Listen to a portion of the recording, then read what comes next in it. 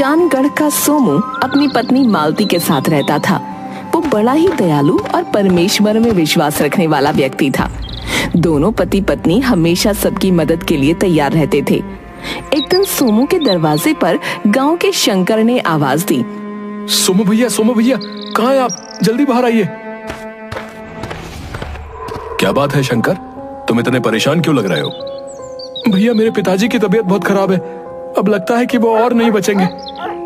ऐसा क्यों कह रहे हो शंकर? तुम उन्हें शहर के अस्पताल में लेकर जाओ। भैया, शहर के अस्पताल में इलाज कराने के लिए ना ही मेरे पास पैसे हैं और ना ही मेरी इतनी औकात है। अंदर से मालती बाहर आती है।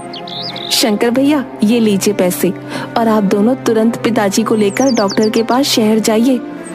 मालती भाभी, ये पैसे और आपको मेरे पिताजी के बारे में कैसे पता चला? अभी थोड़ी देर पहले शांति जी आई थी। उन्होंने मुझे आपके पिताजी की तबीयत के बारे में सब बता दिया। मैं ये पैसे लेकर आपके ही घर आने वाली थी। शंकर, जल्दी करो, हमें देर नहीं करनी चाहिए। भैया भाभी, मैं आप दोनों का एहसान कैसे उतारूंगा?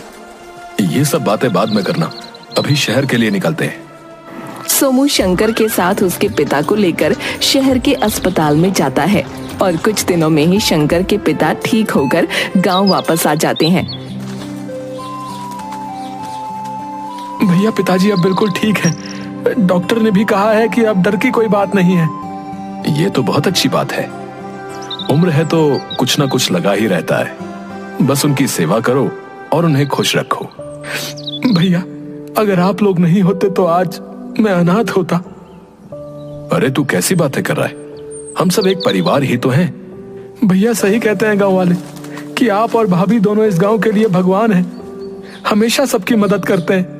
हमारा तुम सबके अलावा और कोई नहीं है। सोमू और मालती को कोई औलाद नहीं थी, जिसके कारण वो दोनों बड़े दुखी रहते थे। ऊपर से कभी न कभी गांव का कोई व्यक्ति उन्हें संतान न होने का ताना दे ही देता था।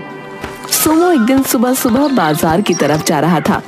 तभी रास्ते में उसे गांव का मस्खरा कनुआ नाई मिल गया। अरे सोमू भाई, सुबह सुबह कहाँ जल्दी है आज? अरे भाई, बस जरा बाजार की तरफ जा रहा था। अच्छा, मैं तो अपने बेटे का आज 6ठी कक्षा में दाखिला करवा के आ रहा हूँ। बड़ा होनहार है मेरा पप्पू। बहुत मुबारक हो कनवा भाई। अच्छा, चलता हूँ। बुरा मत मानना भाई, हो सकता है मालती भाभी में कोई कमी हो। मेरी बात मानो तो दूसरा विवाह रच लो, संतान सुख तो मिलेगा। अपनी राय अपने पास रखो कनवा, हटो मेरे आगे से। गुस्सा